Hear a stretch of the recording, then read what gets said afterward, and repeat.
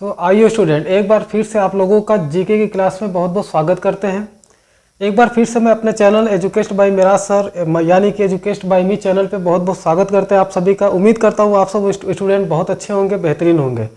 तो आज मैं आप लोगों के लिए जीके के 5 ऐसे क्वेश्चन लेकर आया हूँ जो कॉम्पिटिटिव एग्जाम में बहुत बार ही पूछा गया, एक बार नहीं कई बार पूछा गया है।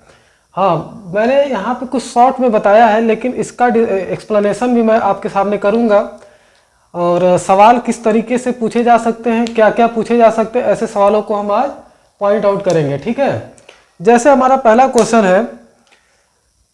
पहला क्वेश्चन हमारा संविधान सभा के अध्यक्ष कौन थे?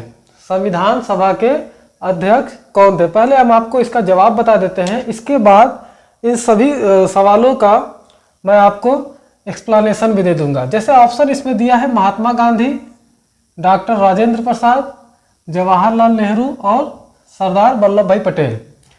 तो इसका आंसर दरअसल डॉक्टर राजेंद्र प्रसाद होगा, ऑप्शन नंबर बी। संविधान सभा के ये अध्यक्ष थे। ठीक है, इसका आंसर हमारा होगा डॉक्टर राजेंद्र प्रसाद। अब दूसरा सवाल है, पहला सवाल आपका क्लियर हो गया। दूसरा सवाल देखते हैं, पानीपत का प्रथम युद्ध किसके बीच हुआ था? देखिए, पानीपत का युद्ध जो है, प्रथम युद्ध ये हुआ था 21 अप्रैल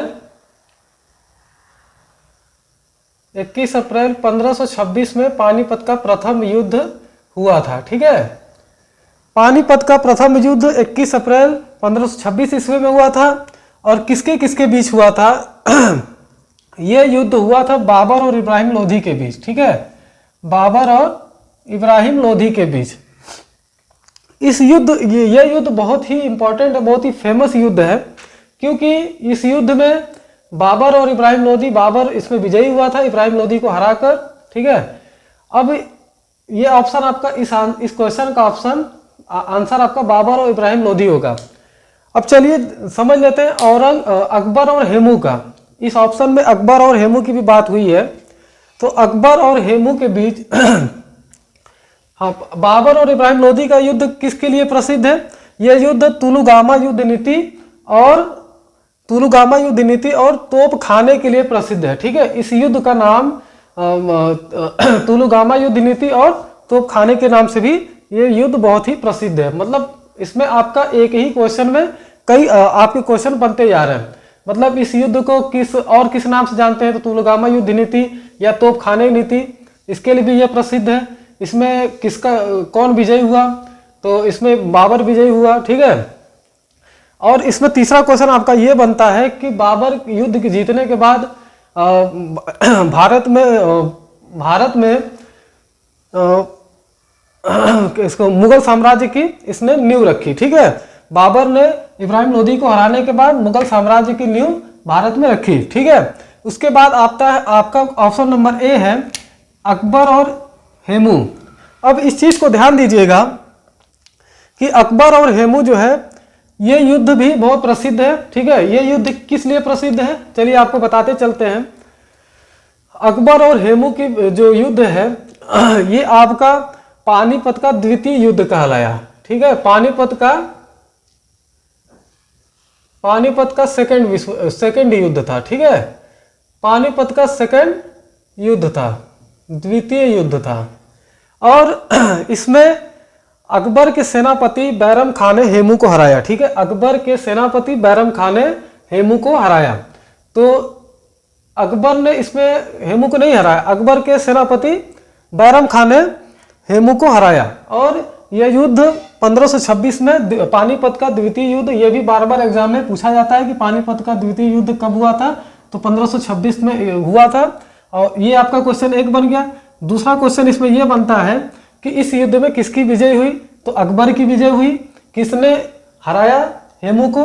तो अकबर के सेनापति बैरम खान ने हेमू को हराया। ठीक है, अब आते हैं ऑप्शन नंबर सी इसी क्वेश्चन के। ऑप्शन नंबर सी है औरंगजेब और शिवाजी। औरंगजेब और शिवाजी।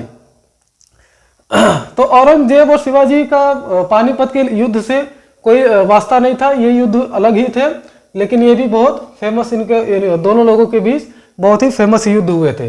अब आता है option number D. Option number D है पृथ्वीराज चौहान और मोहम्मद गोरी। ये युद्ध बहुत ही फेमस है। पृथ्वीराज चौहान और मोहम्मद गोरी के भी बीच युद्ध हुआ था।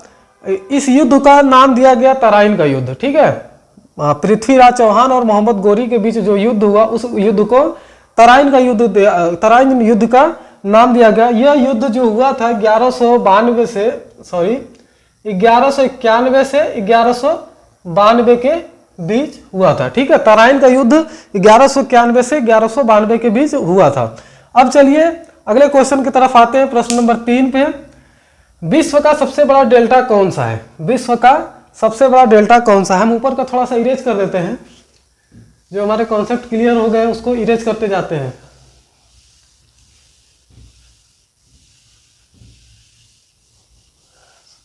ताकि आपको ऊपर समझा सके। ये व्हाइट बोर्ड थोड़ा छोटा है।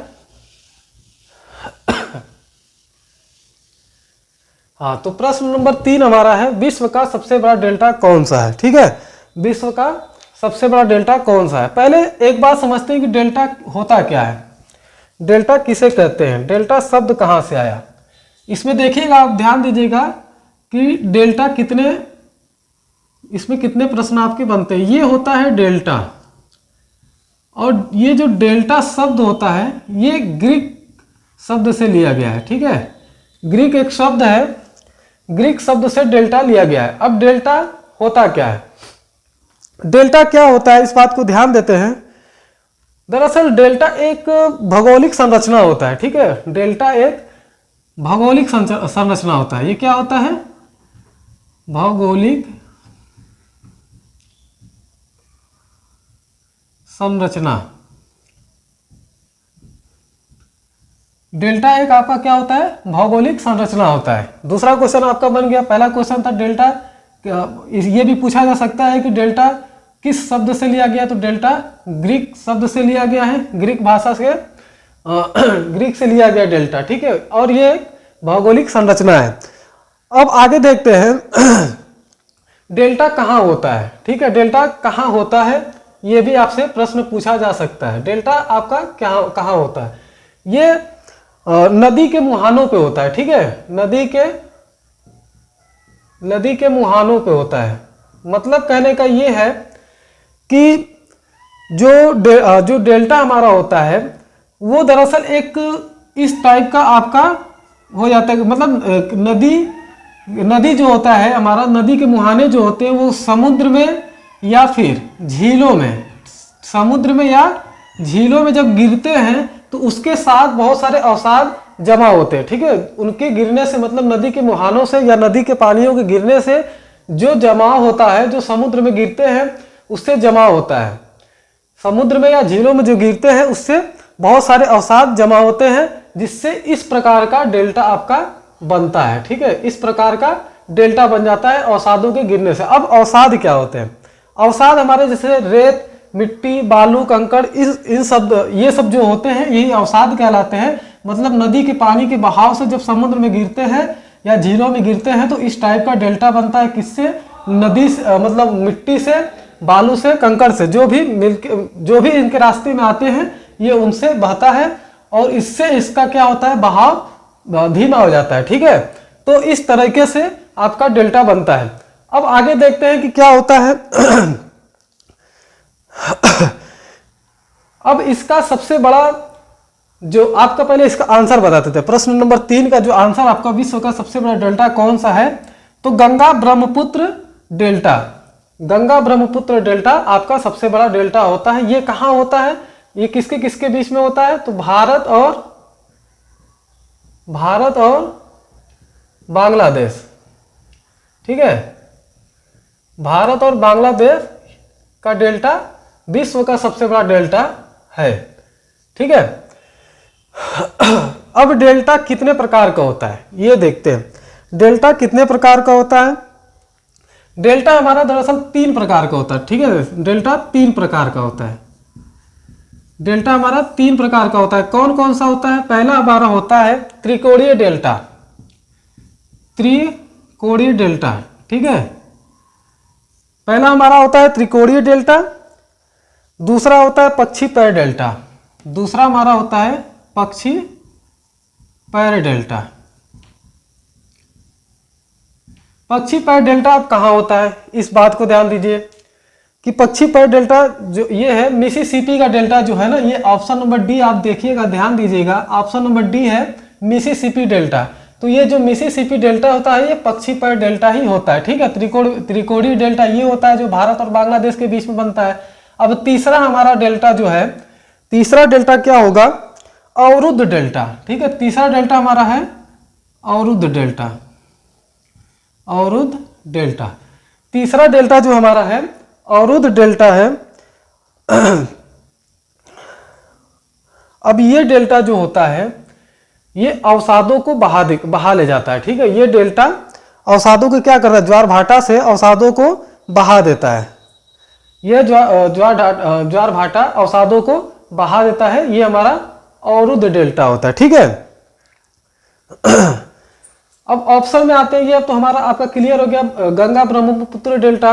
गंगा ब्रह्मपुत्र डेल्टा हमारा क्या है, सबसे बड़ा डेल्टा है जो भारत और बांग्लादेश के बनता है, भारत और बांग्लादेश में बनता है, ठीक है। नील डेल्टा, अब ये क्या होता है, नील डेल्टा हमारा होता है मिस्र में पाया जाता है। ये नील डेल्टा जो होता है, नील डेल्टा हमारा मिस्र में होता है, ठीक है। यहाँ पे हम लिख देते हैं नील डेल्टा ये मिस्र में है,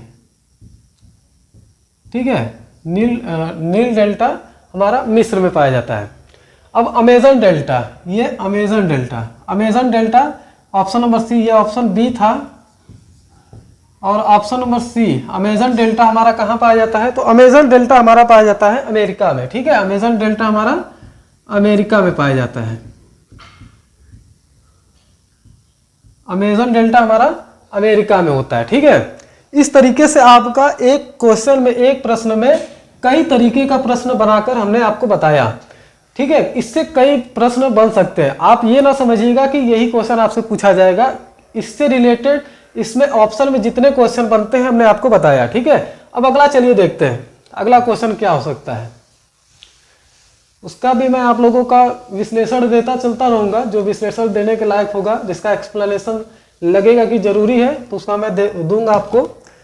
अगला क्वेश्चन है आपका प्रश्न नंबर 4, मैग्ना कार्टा किस देश से संबंधित है, ठीक है। मैग्ना कार्टा किस देश से संबंधित है, ये बहुत इंपॉर्टेंट क्वेश्चन है, इसको आपको याद ही करना पड़ेगा, ठीक है।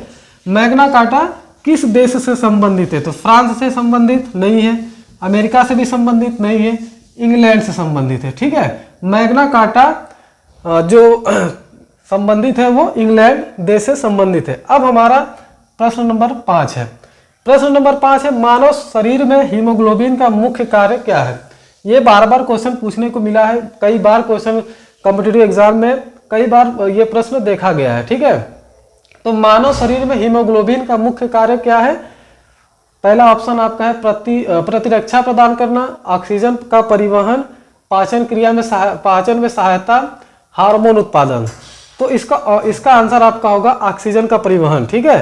हीमोग्लोबिन का मानव शरीर में मुख्य कार्य होता है ऑक्सीजन का परिवहन करना, ठीक है। तो उम्मीद करता हूँ स्टूडेंट कि आप लोगों को आज की क्लास पसंद आई होगी। यदि आपको और भी कोई क्वेरीज रह जाती है तो आप हमसे कमेंट में जरूर पूछ सकते हैं। तो चलिए मिलते हैं अगले क्लास में किसी अच्छे क्वेश्चन को लेकर, अच्छे क्लास के साथ, अच्छे सेशन के साथ और इम्पोर्टेंट क्वेश्चन के साथ। मिलते हैं अगले क्लास में, तब तक के लिए धन्यवाद, जय हिंद।